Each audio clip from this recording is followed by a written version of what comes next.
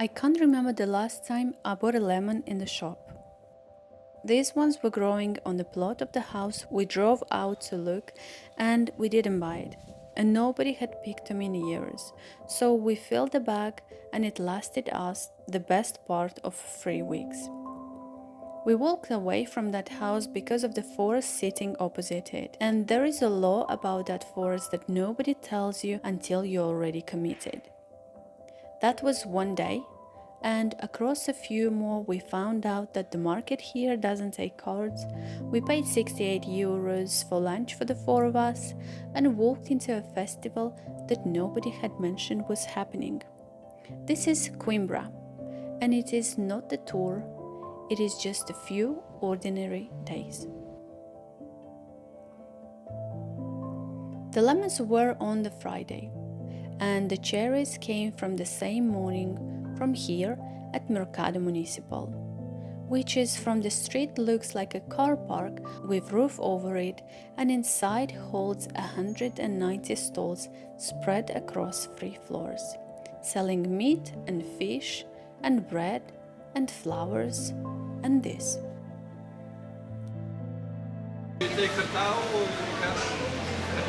These are two kinds of stalls in here, and standing in the aisle you generally cannot tell them apart, because some of them buy wholesale and sell it on, and some of them are the person sitting behind crates of what they grew themselves. The only way to find out which one you are looking at is to ask, "E da sua horta?" Is it from your garden? And the ones who grew it will start telling you about it and about how the year has gone for them, and you will be standing there for a good deal longer than you meant to be, which is rather the point of coming. The cherries were 10 euros for the whole bag, and the kiwis were 6 euros for something close to 4 kilos. Yes.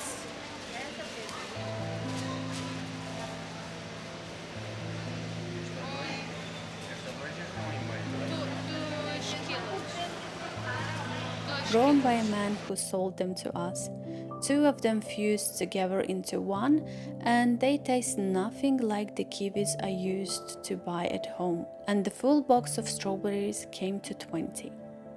And then there is a thing I wish somebody had told us out loud, which is that the market does not take cards, not a single stall. So if you arrive with nothing but a bank card, you will be walking back out to the cash machine along with everybody else who just discovered the same thing.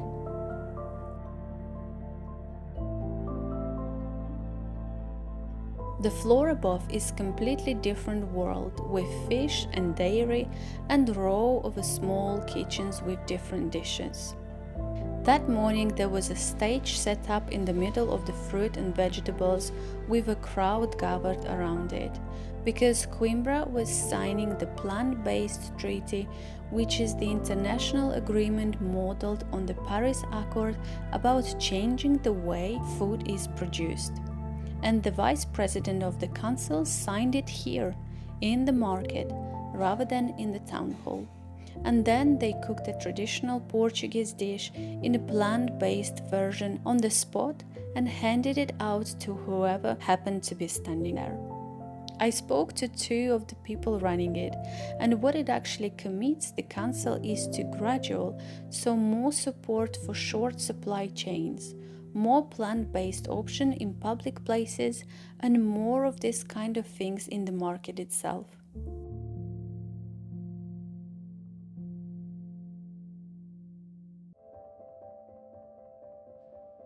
And then the house, because the lemons came with it. Penacova, up on the hills. And we go to these viewings partly for the house and mostly for the village, because there is no better way of finding out what a place is actually like than standing in it on an ordinary afternoon with nobody performing for you. And this one was as good as anywhere we have been, with proper houses around it, the road kept up, and the people out on it.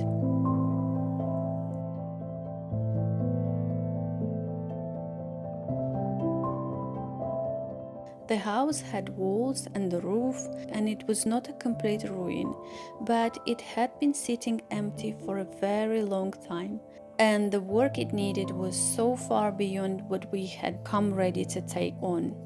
And then there was this, sitting directly opposite. Beautiful and dense and close enough forest. Which is why fire is now the first thing we look at, before the price, before the roof, before we have even gone through the doors.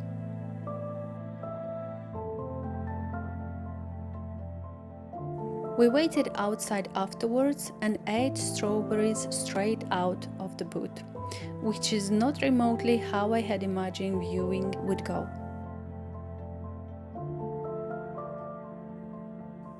So here is the thing that nobody tells you before you start viewing rural property in central Portugal, and I would far rather you heard it from me rather than from a letter. If there is a forest within 50 meters of the house in a rural area, somebody is legally required to clear that 50-meter band, and that somebody is you, measured out from the exterior wall of the building, and it is not the forest owner's responsibility, and it makes no difference at all that the trees are not on your land. Inside the band you cannot have anything within 5 meters of the house, no branches reaching over the roof, at least 4 meters between the crowns of the trees, and 10 meters if they happen to be eucalyptus or maritime pines. And if the ground around you is farmland rather than forest, the band drops to 10 meters, which is the only piece of good news in any of this.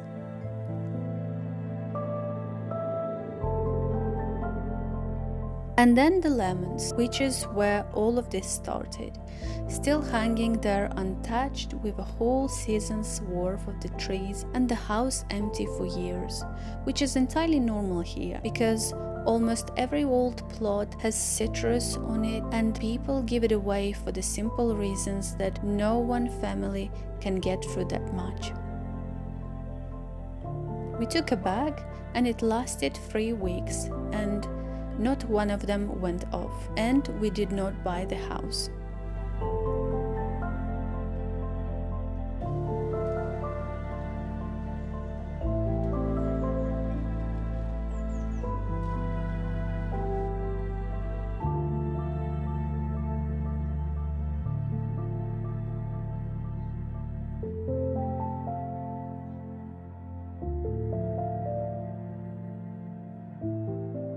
And then home, which at that hour of the evening is about the best part of the day.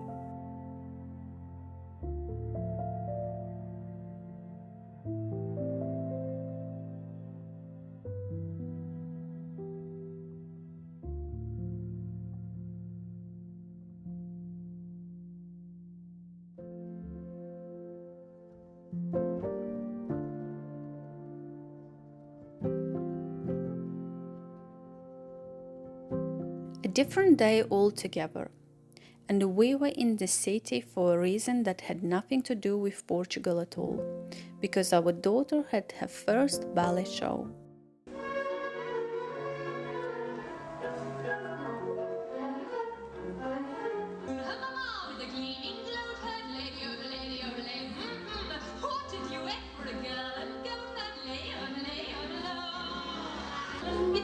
Brown paper packages tied up with strings. These are a few of my favorite things. That, more than anything on paper, is what told me what we were settling, because it was not the residency card or the bank account that did it in the end, but an afternoon with somewhere we had to be, arranged entirely by our children, in a language I'm still some way behind on. We had time before it started, so we sat in the park along Montego, and this is a working afternoon rather than a weekend. It is busy without even being hurried, and I still have not worked out how a place manages both on those at once.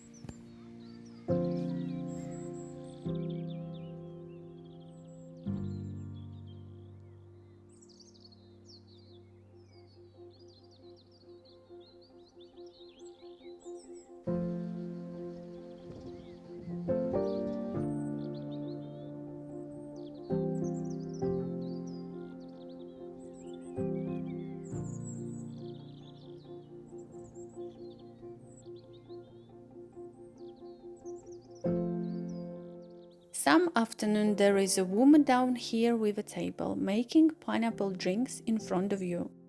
Although she is not there every day and there is no way of finding out in advance, so you either get lucky or you don't.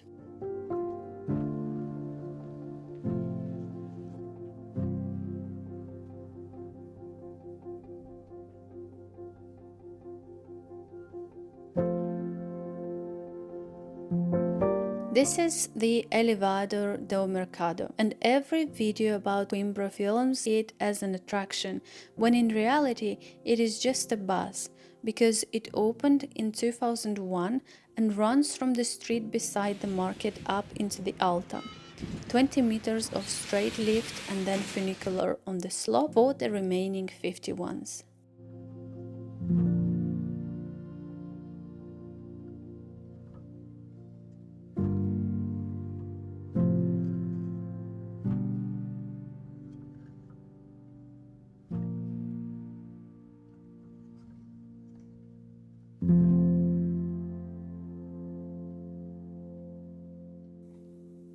The whole city is built on a hill, and every route across it turns out to be a decision. If you have a pushchair and you have ever tried to walk that hill in August, this is not a novelty at all. It is the difference between going into town and deciding not to bother.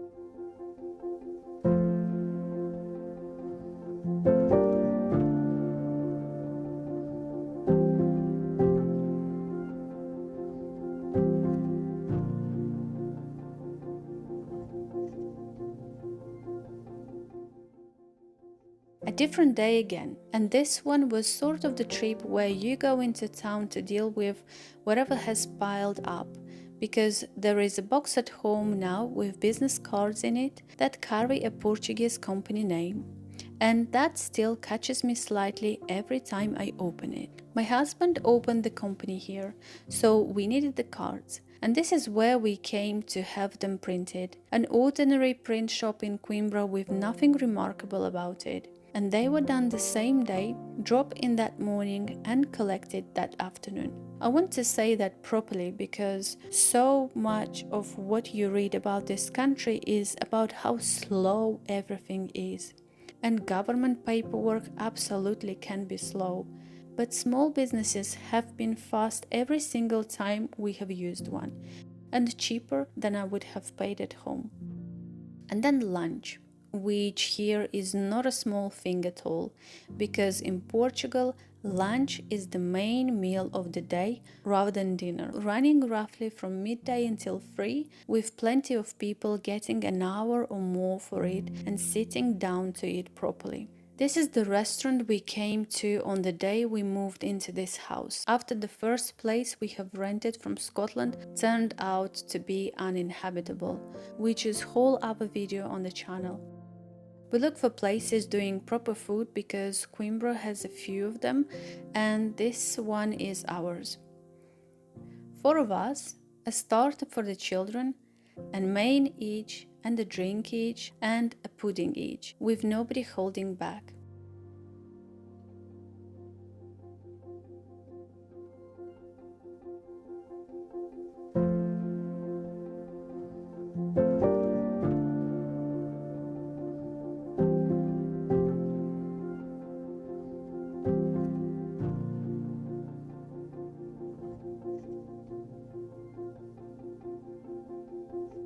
And then this, which I have still not got used to, because if you pay in cash, there is a machine on the counter wired into the till.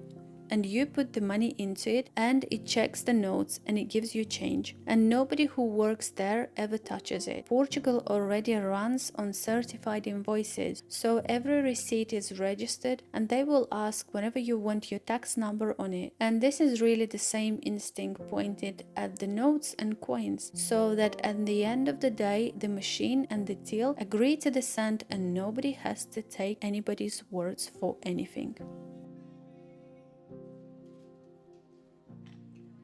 €68.60 for 4 of us, full lunch in the city center in the middle of the day. And I would genuinely like to know what you make of that, whether it strikes you as cheap or fair or expensive. So put it in the comments, because the answer depends entirely on where you are sitting when you read it, and that gap is most of what this channel is about. One more stop at a shop I noticed in our first week here, and then walk past for months without even going in, because I'm trying to be more careful about what we buy, food especially. So I come to places like this for the things a normal supermarket does not carry. Flowers I cannot find anywhere else, loose herbs, or the occasional drinks. I will be honest about what these shops actually are though, because I don't think anybody says it out loud, and the range does not vary much from one to the next. So one of them will have a flower that the other one has not got, and otherwise it is largely the same product arranged in a slightly different order. And they are expensive, more than I was paying in the UK for the same things, which took me by surprise. And here is what I think behind it, because around 7% of Portugal's farmland is certified organic, but nearly 80% of that sits down in the Alentejo and the Beira interior, and most of the packaged organic of these shelves is imported. So what are you paying for is small volume traveling long distances into a small market, which means that if you want to eat this way here without spending a fortune, it is not these shops that gets you there, it is the market, loose and in season, and bought from the person who grew it, because plenty of them farm in a way that would certify perfectly well and simply have never paid to. And this shop is full for the handful of the things the market can give me.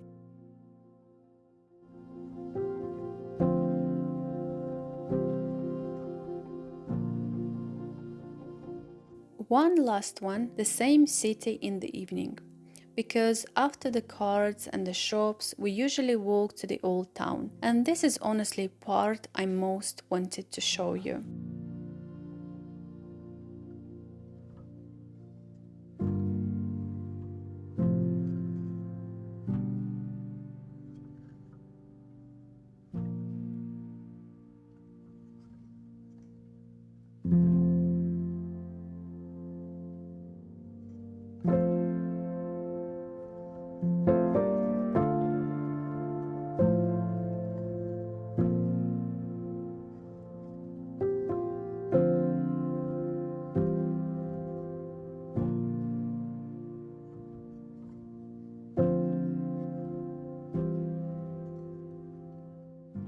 This place is quietly become ours, with the best ice cream I have had here and the vegan one they do that I go for every time, although it is not really about the ice cream at all. It is where it sits and what the light does at the hour, and the fact that on a completely ordinary evening with nothing special about it, you can sit there and feel as though you are somewhere on holiday. And that feeling used to cost us a flight.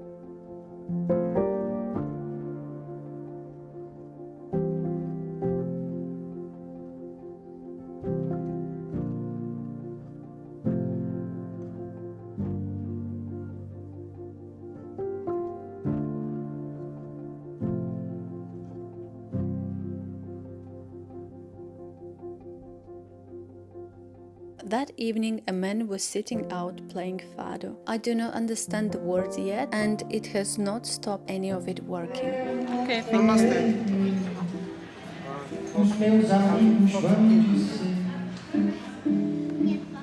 que eu te amo.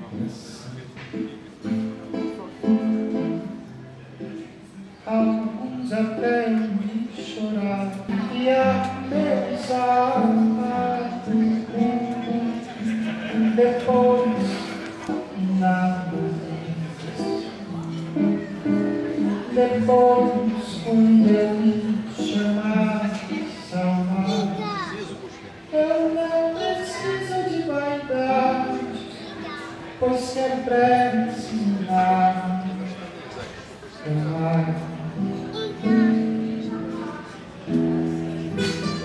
And then, walking back towards the car, There was something going on down in the park, which turned out to be Festas de Coimbra, running for 2 and a bit weeks in July, with the 4th as the city's own day. Nobody had told us it was about happening, and we simply walked into it carrying shopping, and that keeps happening here.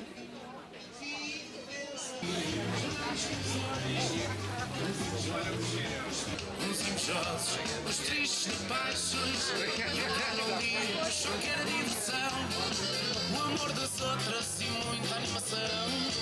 E as raparigas da nossa madeira, sejam casadas ou sejam solteiras, todas gostam de a cumprir, só quer a diversão, o amor das outras e muita animação. E as raparigas da nossa madeira, sejam casadas ou sejam solteiras, todas gostam de acordo. So that is a few ordinary days rather than a special week. And I'm not going to sit here and tell you it is paradise, because the bureaucracy is real and that 50 meters is real, and I still lose the thread halfway through conversation. But nobody handed us any of this. We found one vendor and one wrong house and one shop at a time. And if this saves you a year of doing the same, then it was worth filming.